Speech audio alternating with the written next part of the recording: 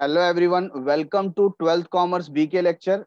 Currently we are in chapter number 1, that is final account of a partnership firm. Currently we are dealing with adjustment and their effects. So let us start with the session. Previously we have discussed 5 adjustment and now moving towards the 6th one, and that is related to the debtors. Yes, it is bad debts. Friends, जब आपको bad debts दिया होता है adjustment के अंदर, तो उसका क्या ट्रीटमेंट होगा? First of all let us understand what is bad debts. Bad dates का मतलब क्या होता है? जो हमारे डेटर्स हैं उसमें से कुछ डेटर्स ने हमें क्लियर इंडिकेशन दे दिया है कि वो अब हमारा पैसा नहीं देंगे, या हमारा जो डेटर है वो डूब चुका है ड्यू टू एनी रीजन, है ना. कभी कभी आपको समझ में आता है कि हमारा जो डेटर है वो इंसॉल्वेंट हो गया. क्या हो गया? इंसॉल्वेंट. और इंसॉल्वेंसी की वजह से अब वो हमारे पैसे नहीं दे पाएगा. तो जब डेटर पैसा नहीं दे पाता है हम उसे लॉस कंसीडर करते हैं, and it is known as bad debts. Bad debts हो गया, लॉस हो गया, तो सबसे पहला इफेक्ट आपको क्या करना पड़ेगा? बैलेंस शीट में एसेट साइड में आप जाएंगे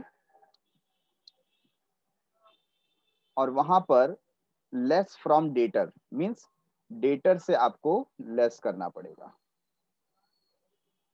ठीक है, क्योंकि अब वो पैसा आपको नहीं मिलने वाला. सेकेंड इफेक्ट, क्योंकि ये आपका लॉस है तो आपको प्रॉफिट एंड लॉस अकाउंट में लिखना होगा डेबिट साइड में. ठीक है, और वहां पर आप इसे ऐड कर देंगे. किससे ऐड कर देंगे? ओल्ड बैड डेट से.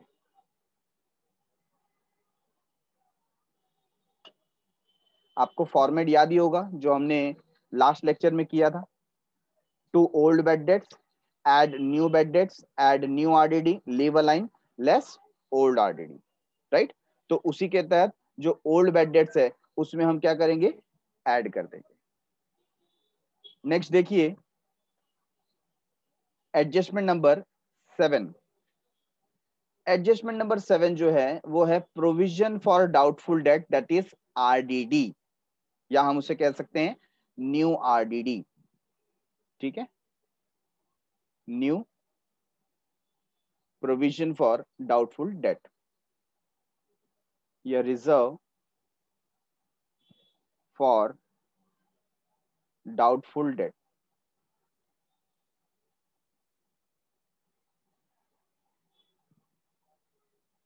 शॉर्ट में हम इसे लिखते हैं RDD, क्योंकि ये एडजस्टमेंट का आइटम है. ये एडजस्टमेंट का आइटम है तो इसे हम कहेंगे न्यू RDD. क्या कहेंगे? New RDD. इसका भी सिमिलर इफेक्ट होगा. क्या इफेक्ट होगा? इफेक्ट नंबर 1, बैलेंस शीट में एसेट साइड से हम लेस करेंगे. तो डेटर से आप लेस कर दीजिए, लेकिन याद रखिए इसका सीक्वेंस क्या होता है? क्योंकि बैड डेट्स कंफर्म है इसलिए पहला एडजस्टमेंट हम बैड डेट्स का करेंगे और उसके बाद हम डाउटफुल के ऊपर जाएंगे, फिर हम डाउटफुल को रिड्यूस करेंगे. Number two, profit and loss account debit side में आपको वहां पर ऐड करना है again same thing from old bad dates. ठीक है, तो इस तरीके से डेटर से रिलेटेड ये दो एडजस्टमेंट आपको इस तरीके से इफेक्ट प्रोवाइड करना है. और क्या एडजस्टमेंट होता है? तो एडजस्टमेंट नंबर 8 हम देख रहे हैं, दैट इज RDD इटसेल्फ. तो चाहे आप प्रोविजन की बात करें या डायरेक्टली RDD की बात करें, that is one and the same. Adjustment number 9, depreciation. यहां पर हम उसको 8 कंसीडर करेंगे. डेप्रिसिएशन,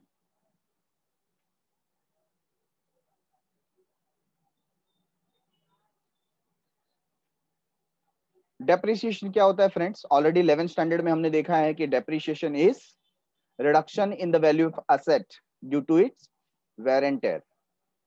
किसी भी असेट के वैल्यू में उसके यूसेज की वजह से, वेयर एंड टेयर की वजह से जो लॉस होता है हम उसे डेप्रिशिएट करते हैं, डिडक्ट करते हैं। और 11th स्टैंडर्ड में एक स्पेसिफिक चैप्टर हमने डेप्रिशिएशन किया था जिसमें आपने WDV मेथड, है ना, जिसे रिटर्न डाउन वैल्यू मेथड भी कहा जाता है, या फिक्स्ड इंस्टॉलमेंट मेथड, ये भी हमने किया था।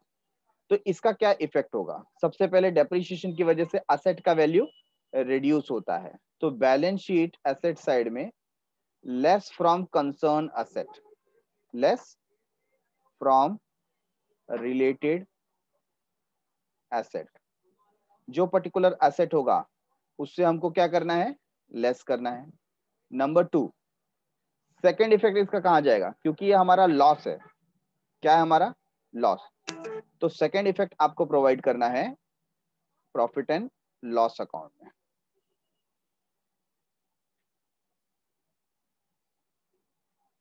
डेबिट साइड क्या लिखेंगे? डेप्रीशिएशन। Very simple. तो पहला इफेक्ट उस पर्टिकुलर असेट से लेस कर दिया। फॉर एग्जांपल आपको कहा गया है डेप्रीशिएशन ऑन मशीनरी, तो आप असेट में जाएंगे, मशीनरी से लेस करेंगे, और फिर वही जो वैल्यू है डेप्रीशिएशन का वो आप प्रॉफिट एंड लॉस अकाउंट में आकर के डेबिट साइड में लिखेंगे to depreciation on machinery. Getting it everyone?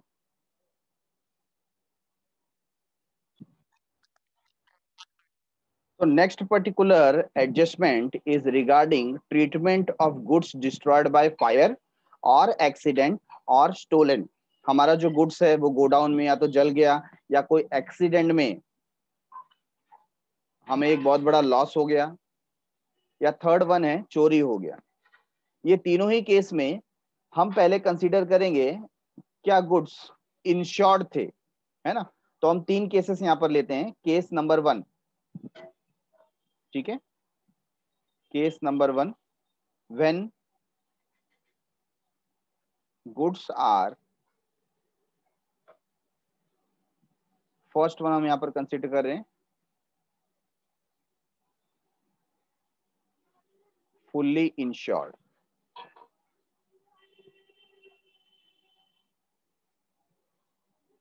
Goods were fully insured, ठीक है।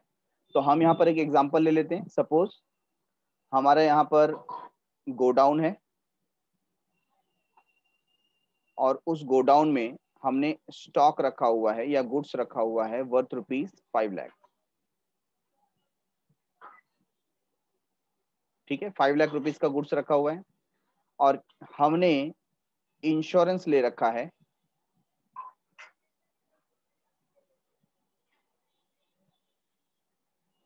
वर्थ ₹5 लाख। इसको हम क्या बोलेंगे? Goods are fully insured. ये मैं एक एग्जांपल दे रहा हूं। अब ड्यू टू सम रीजन, चाहे वो फायर हो, एक्सीडेंट हो, या हमारे यहाँ पर थेफ्ट अकर हुआ। क्या कर हुआ? थेफ्ट। इसकी वजह से ये जो गुड्स हैं वो जल गए, गुम हो गए, एक्सीडेंट में चले गए, ठीक है ना। तो हम यहां पर बोल सकते हैं लॉस हमारा 5 लाख रुपीस का हो गया। लॉस कितने का हो गया? 5 लाख रुपीस का। पूरा गुड्स चला गया और इंश्योरेंस कंपनी हमें इंश्योरेंस क्लेम देने को बोल रही है। इंश्योरेंस क्लेम देने को बोल रही है। कितना क्लेम देने को बोल रही है? 5 लाख। ऐसे केस में हम 2 चीजों पर गौर करेंगे। पहली चीज, हमारा स्टॉक चला गया। सो नंबर 1, स्टॉक जब भी जाता है ऑर्गेनाइजेशन से बाहर, आप उसे ट्रीटमेंट देते हो ट्रेडिंग अकाउंट में। कहां पर? ट्रेडिंग अकाउंट में, credit side.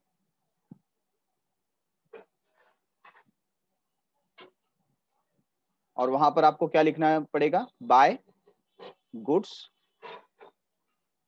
Lost by fire और एक्सीडेंट और थेफ्ट, ठीक है ना। फायर के थ्रू, एक्सीडेंट के थ्रू या थेफ्ट के थ्रू गुड्स चला गया, तो गुड्स कितना गया वहां पर आप वैल्यू लिखेंगे 5 लाख रुपीस। दूसरी बात, क्या इस एक्सीडेंट की वजह से, फायर की वजह से, थेफ्ट की वजह से आपका कोई नुकसान हुआ? तो यहां पर नुकसान नहीं हुआ। क्यों? क्योंकि इंश्योरेंस कंपनी ने बोला हम आपको 5 लाख रुपीस देंगे। देंगे, दिया नहीं है, देंगे मतलब फ्यूचर में मिलेगा। तो ये कहां जाना चाहिए? बैलेंस शीट में,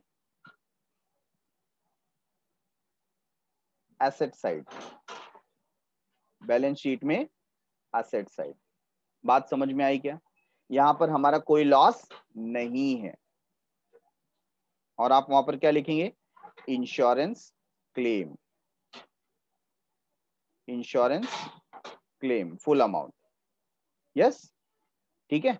तो हमने देखा ट्रेडिंग अकाउंट और हमने देखा बैलेंस शीट, ये दो जगह पे ट्रीटमेंट आएगा। कब आएगा? जब फुल्ली इंश्योर्ड होगा। क्या होगा? Fully insured. हम ले लेते हैं case 2। Case number 2। Case number 2 है when goods are uninsured. Uninsured का मतलब क्या हुआ? हमने इंश्योरेंस लिया ही नहीं। हमने इंश्योरेंस लिया ही नहीं। सेम एग्जांपल हम यहां पर लेते हैं। 5 लाख रुपीस का गुड्स था, लेकिन हमने इंश्योरेंस निकाला नहीं था। ठीक है ना? तो यहां पर जो लॉस है, पहला ट्रीटमेंट हम कहां लिखेंगे? अगेन ट्रेडिंग अकाउंट में, क्रेडिट साइड। ट्रेडिंग अकाउंट में, क्रेडिट साइड में हम मेंशन करेंगे goods lost by fire, theft और एक्सीडेंट। ठीक है, कितना? 5 लाख। और दूसरा, क्या हमें कोई इंश्योरेंस क्लेम मिलने वाला है? Answer is no, insurance claim नहीं मिलेगा। तो पूरा का पूरा अमाउंट हमारे लिए क्या है? लॉस है। लॉस है तो कहां जाना चाहिए? प्रॉफिट एंड लॉस अकाउंट में जाना चाहिए, डेबिट साइड में। ठीक है ना? और वहां पर आपको लिखना पड़ेगा लॉस बाय फायर, एक्सीडेंट और थेफ्ट। देखिए थोड़ा सा वर्डिंग्स में चेंज हुआ। जब आप ट्रेडिंग में लिख रहे तो आपने क्या लिखा? Goods lost by fire. और जब आप प्रॉफिट एंड लॉस अकाउंट में लिख रहे हैं तो आपने क्या लिखा? सिर्फ लिखा लॉस बाय फायर। क्योंकि ट्रेडिंग में आपको गुड्स के बारे में बताना है और प्रॉफिट एंड लॉस में आपको लॉस के बारे में बताना है। Very much clear. तो यहां पर आप देखेंगे तो यहां पर ट्रेडिंग अकाउंट और बैलेंस शीट था। क्यों? क्योंकि वहां पर इंश्योरेंस कंपनी ने पूरा पैसा देने का वादा किया था। राइट है? लेकिन अनइंश्योर्ड में कंपनी हमें कोई पैसा नहीं दे रही है, तो पूरा का पूरा अमाउंट कहां जा रहा है? लॉस में जा रहा है। Taking the next one, case number 3। Case number 3 है when goods are partially insured. Goods are partially insured. तो यहां मैं लिखता हूं गुड्स लॉस्ट। गुड्स कितने का गया? 5 लाख रुपीस का गया। ठीक है। बट जो इंश्योरेंस कंपनी है वो हमें इंश्योरेंस क्लेम देना चाहती है, क्योंकि गुड्स पार्शली इंश्योर्ड था, मतलब पूरी तरीके से इंश्योर्ड नहीं था। तो हमारे लिए जो इंश्योरेंस क्लेम का अमाउंट है वो सिर्फ 3 लाख रुपीस है। कितना है? 3 लाख रुपीस। ऐसे केस में हमें यहां पर क्या करना पड़ेगा? हमें यहां पर 3 इफेक्ट देने पड़ेंगे। इफेक्ट नंबर 1, इफेक्ट नंबर 1 क्या आ जाएगा? ट्रेडिंग अकाउंट में, credit side. What you will write? You will write goods lost by fire, accident और थेफ्ट। ठीक है, कितना? You will write 5 lakh. Next number 2। Number 2 आपको यहां पर दिखाना पड़ेगा बैलेंस शीट में, एसेट साइड। इंश्योरेंस कंपनी ने कितना वादा किया देने के लिए? तो इंश्योरेंस कंपनी ने इंश्योरेंस क्लेम दिया है, जो पैसा हमें बाद में मिलने वाला है। कितना मिलने वाला है? 3 लाख रुपीस। तो अगर आप कंपेयर करें तो आपको पूरे पैसे नहीं मिल रहे है ना, 5 lakh minus 3 lakh, how much is remaining, 2 lakh. तो ये 2 लाख रुपीस का हमें क्या है, लॉस, और ये लॉस आप कहाँ शो करेंगे, प्रॉफिट एंड लॉस अकाउंट में, debit side. Profit and loss account debit side में आपको लिखना पड़ेगा लॉस बाय फायर, एक्सीडेंट और थेफ्ट। अमाउंट कितना आ जाएगा वहां पर, अमाउंट आ जाएगा 2 लाख रुपीस। तो ये तीनों ही केस आई होप आपको समझ में आए होंगे, चाहे गुड्स फायर की वजह से जाए, एक्सीडेंट की वजह से जाए या थेफ्ट की वजह से जाए, हमें वहां पर चेक करना है कि क्या हमें इंश्योरेंस क्लेम मिल रहा है।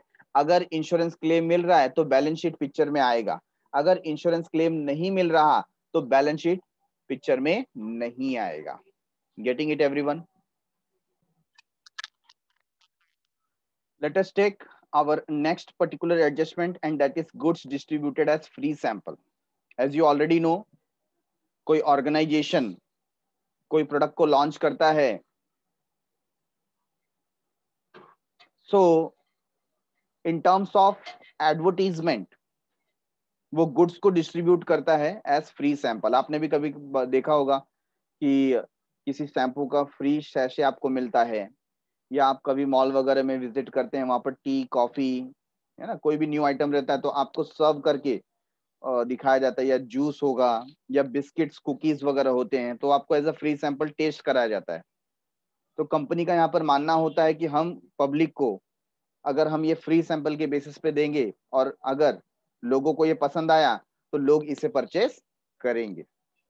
और कई बार तो दूसरे जो फेमस प्रोडक्ट हैं उसके ऊपर भी इस प्रोडक्ट को फ्री में दिया जाता है ना। आपने देखा होगा ना कि आपने कोई पर्टिकुलर पिकलियट पाउडर परचेस किया तो उसके ऊपर आपको क्या मिलेगा, सोप मिल जाएगा, या किसी सोप के ऊपर आपको शैम्पू मिल जाएगा, है कि नहीं। तो किसी न किसी प्रोडक्ट के ऊपर कोई दूसरा प्रोडक्ट फ्री है तो उसका प्रमोशन हो रहा है, क्या हो रहा है, प्रमोशन। तो हम इसको एडवर्टीजमेंट कंसीडर कर सकते हैं। तो इसके अंदर हमारा जो फर्स्ट इफेक्ट होता है, इफेक्ट नंबर 1, वो क्या हो रहा है, गुड्स जा रहा है। मैंने आपको बताया गुड्स किसी भी कंडीशन में अगर ऑर्गेनाइजेशन से बाहर जाएगा तो उसको आपको मेंशन करना पड़ेगा ट्रेडिंग अकाउंट में, credit side, which side, credit side. वहां पर आपको लिखना पड़ेगा goods distributed as free sample.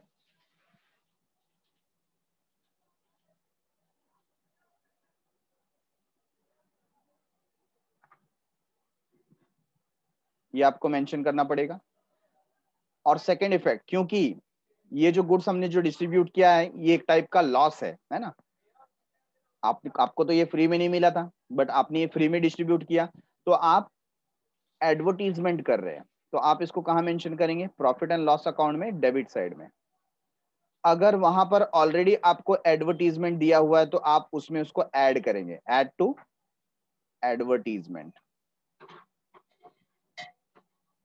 और अगर एडवर्टीजमेंट ये आइटम वहां पर नहीं दिया हुआ है फिर आपको सेपरेटली वहां पर मेंशन करना पड़ेगा,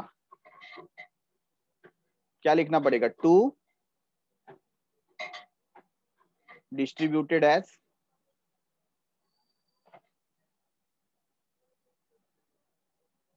free sample.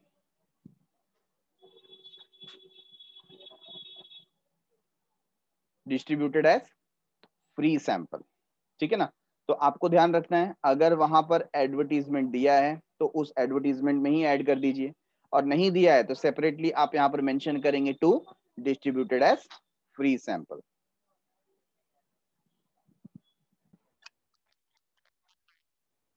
So next adjustment is adjustment number 11. Unrecorded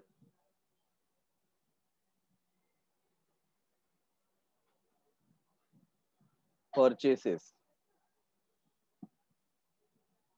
Unrecorded purchases.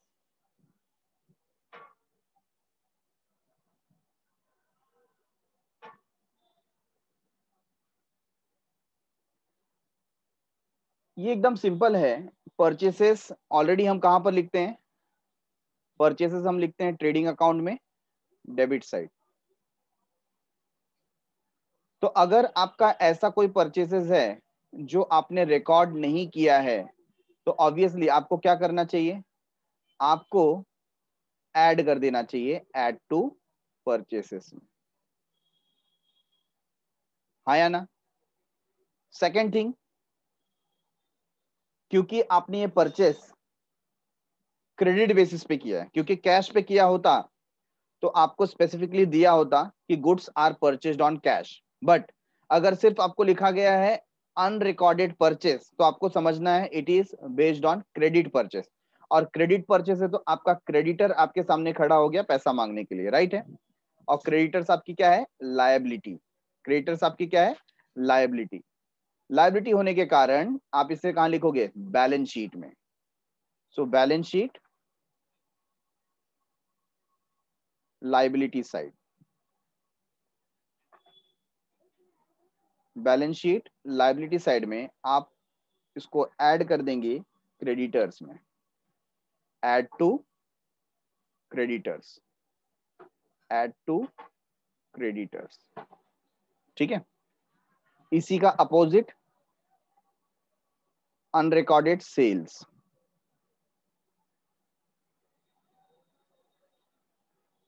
Unrecorded sales,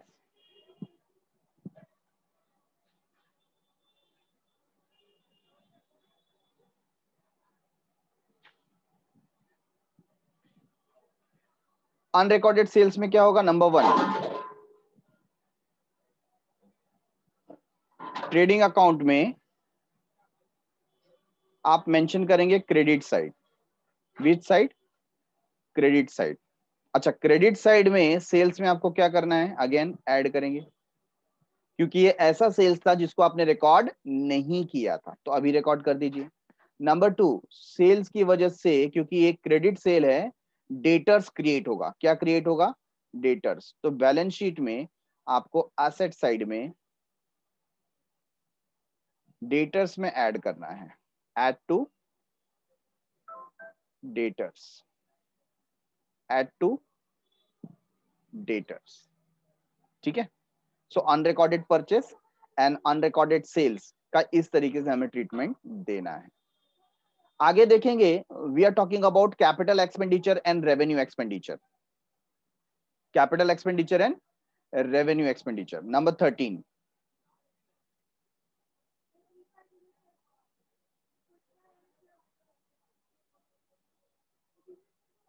capital expenditure is recorded as a revenue in nature.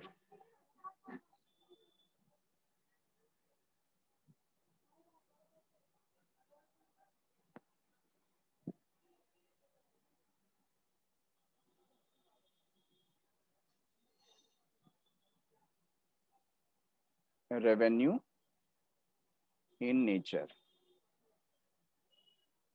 ठीक है? What does it mean? कि कोई अगर कैपिटल एक्सपेंडिचर था बट बाय मिस्टेक हमने उसको कहां डाल दिया? रेवेन्यू में डाल दिया, ठीक है? से फॉर एग्जांपल परचेस किया गया था कंप्यूटर, क्या परचेस किया गया था? कंप्यूटर, और गलती से कहां पर चला गया? आपने उसको स्टेशनरी में डाल दिया, प्रॉफिट एंड लॉस अकाउंट, तो मिस्टेक हो गया, राइट? तो इसको क्या करना पड़ेगा? इसको हमें मॉडिफाई करना पड़ेगा, मतलब स्टेशनरी से लेस करेंगे और कंप्यूटर में ऐड करेंगे। एग्जांपल नंबर 2, से फॉर एग्जांपल हमारी एक पर्टिकुलर बिल्डिंग है जिसमें 2 फ्लोर्स थे। How many floors we had 2 floor, ठीक है ना? बाद में हमें ऐसा लगा कि हमें यहाँ पर इसको और ऊंचा करना चाहिए, हमें 1 फ्लोर और इंक्रीज करना चाहिए, लाइक दिस, है ना? तो आपने ये 4 फ्लोर जो है इसके लिए एक्सपेंडिचर किया, से फॉर एग्जांपल इसके लिए आपने 2 लाख रुपीस स्पेंड किए। अब गलती से ये कहां चला गया? ये रिपेयरिंग के कॉस्ट में चला गया। क्या रियली ये रिपेयरिंग था? Answer is no. इसकी वजह से असेट का वैल्यू बढ़ा ना, असेट का वैल्यू इंक्रीज हुआ, तो ये रिपेयरिंग नहीं है, ये क्या है, ये क्रिएशन ऑफ असेट है। तो अगर हमारा ये वाला असेट 5 लाख रुपीस का था और एक्स्ट्रा आपने 2 लाख रुपीस का जनरेट किया, तो टोटल कितना होना चाहिए, 7 लाख। बट गलती से आपने इसको कहां डाल दिया, रिपेयरिंग में, प्रॉफिट एंड लॉस अकाउंट। तो अब उसको सुधारना कैसे होगा, आपको रिपेयरिंग में से लेस करना पड़ेगा, आपको रिपेयरिंग में से लेस करना पड़ेगा, ठीक है ना।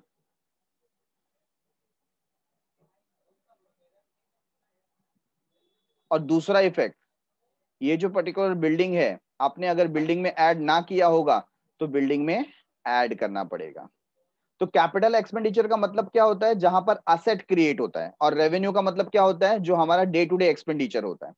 तो इफेक्ट में आप पहला इफेक्ट कौन सा देंगे, add to concern asset, concern asset, concern मतलब रिलेटेड असेट, ठीक है। बैलेंस शीट एसेट साइड, तो बैलेंस शीट में असेट साइड आप जाकर के वो असेट ऐड कर देंगे, जैसे मैंने यहाँ पर एग्जांपल दिया बिल्डिंग, तो बिल्डिंग में जाके आप ऐड कर देंगे। Second, less from revenue expenditure, less from revenue expenditure.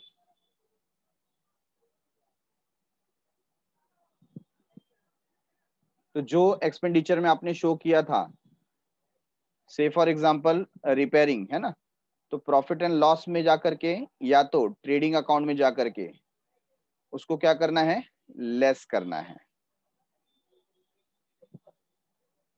तो ये पर्टिकुलर ट्रीटमेंट होगा कि अगर आपने गलती से कैपिटल एक्सपेंडिचर को रेवेन्यू में ट्रांसफर कर दिया, कैपिटल एक्सपेंडिचर को रेवेन्यू में ट्रांसफर कर दिया, ठीक है। Next one, number 14, revenue expenditure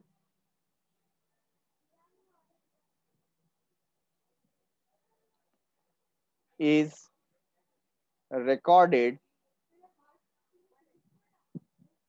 as capital in nature। तो ऐसा भी कभी कभी होता है उल्टा, कि जो एक्सपेंडिचर रेवेन्यू का था और गलती से हमने उसको कहां डाल दिया, कैपिटल में डाल दिया, है ना।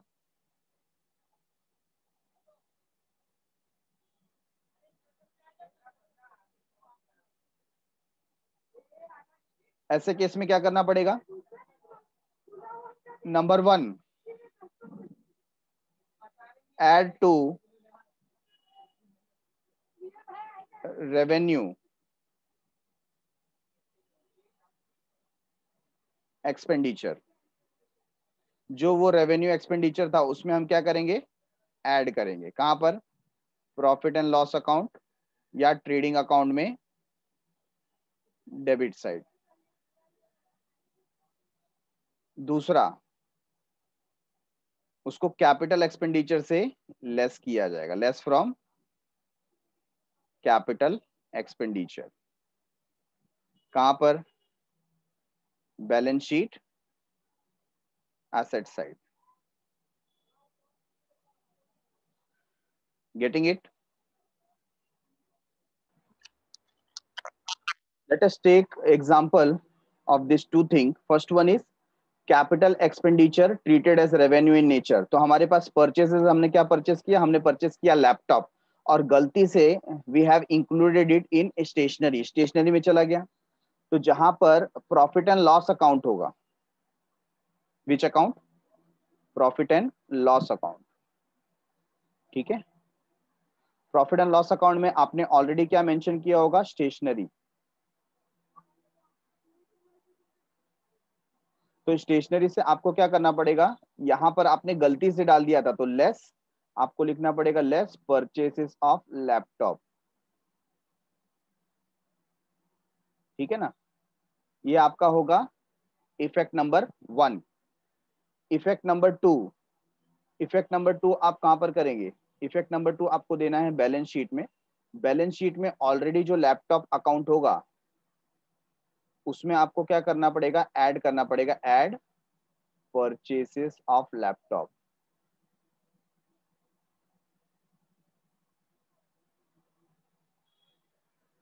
Getting it? तो ये फर्स्ट इफेक्ट और ये सेकंड इफेक्ट। इसी तरीके से revenue expenditure is treated as capital expenditure in nature. मतलब क्या था, रेवेन्यू फॉर एग्जांपल हमने कैलकुलेटर परचेस किया था। अब कैलकुलेटर क्या है, ये स्टेशनरी का पार्ट है, it's a small machinery, but गलती से हमारा जो क्लर्क है उसने उसको कहाँ डाल दिया, एसेट बना दिया इसको, ठीक है ना। तो क्या करेंगे, फर्स्ट इफेक्ट जो प्रॉफिट एंड लॉस अकाउंट होगा,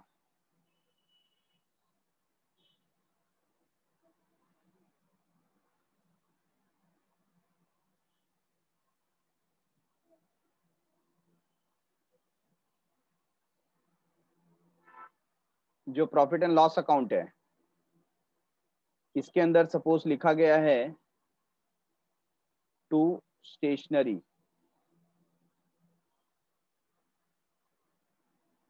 तो ये जो कैलकुलेटर है ये स्टेशनरी में आना चाहिए था।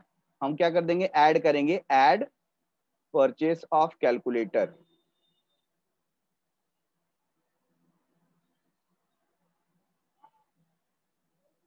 ठीक है, और यहां पर बैलेंस शीट में जो एसेट दिया हुआ है, फॉर एग्जांपल दिया हुआ है मशीनरी, तो यहां से आपको क्या करना पड़ेगा, लेस करना पड़ेगा, less purchases of calculator.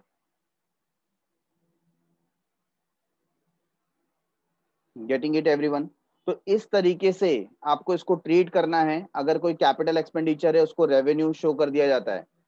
Basically क्या होता है कैपिटल एक्सपेंडिचर, ऐसा कोई भी एक्सपेंडिचर जिसकी वजह से असेट क्रिएट होता हो उसे हम क्या कहते हैं, capital in nature. For example आपने पेमेंट किया है बिल्डिंग मेंटेनेंस के लिए, बिल्डिंग मेंटेनेंस की बात कर रहा हूं मैं।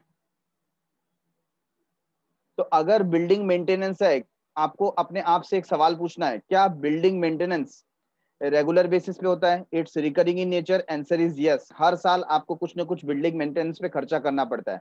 तो ये क्या होता है, रेवेन्यू इन नेचर, मतलब रिकरिंग है। कैसा है, रिकरिंग। लेकिन मैं इसकी जगह ऐसा बोलूं कि बिल्डिंग का फ्लोर हम इंक्रीज कर रहे हैं, है ना। जैसा कि मैंने एग्जांपल दिया था, हमारा जो बिल्डिंग था वो 2 फ्लोर्स का था, तो इस 2 फ्लोर में हम लोग क्या कर रहे हैं, एक्स्ट्रा एक फ्लोर ऐड कर रहे हैं। तो क्या इसको हम बिल्डिंग रिपेयरिंग में काउंट कर सकते हैं? Answer is no. हम क्या कर रहे हैं, इंक्रीज कर रहे हैं, एक्सटेंड कर रहे हैं। तो ये जो एक्स्ट्रा है इसकी वजह से कैपिटल में इंक्रीमेंट हुआ, मतलब ये जो असेट है वो असेट में उसका वैल्यू इंक्रीज हुआ है, तो उसको बोला जाएगा कैपिटल एक्सपेंडिचर। ऐसा एक्सपेंडिचर जिससे क्या क्रिएट हुआ, एसेट क्रिएट हुआ। ठीक है, तो जब हमारा एक्सपेंडिचर हमको 1 साल से ज्यादा का बेनिफिट देता है, एसेट क्रिएट करता है, तो हम उसे कहते हैं कैपिटल एक्सपेंडिचर। तो उसको आपको कैपिटल में शो करना चाहिए। लेकिन कोई ऐसा एक्सपेंडिचर जो रिकरिंग बेसिस पे हो, डे टू डे बेसिस पे आपको खर्च करना पड़ता है, जैसे सैलरी हो गया, वेजेस हो गया, मेंटेनेंस हो गया, रिपेयरिंग हो गया, तो आपको प्रॉफिट एंड लॉस अकाउंट में शो करना चाहिए। Getting it everyone? सो इसी के साथ हम यहाँ पर इस सेशन को एंड करते हैं। Thanks a lot for watching. मिलते हैं अगले एपिसोड में, तब तक के लिए बाय बाय, शुक्रिया, शब खैर, सायोनारा। Bye bye everyone.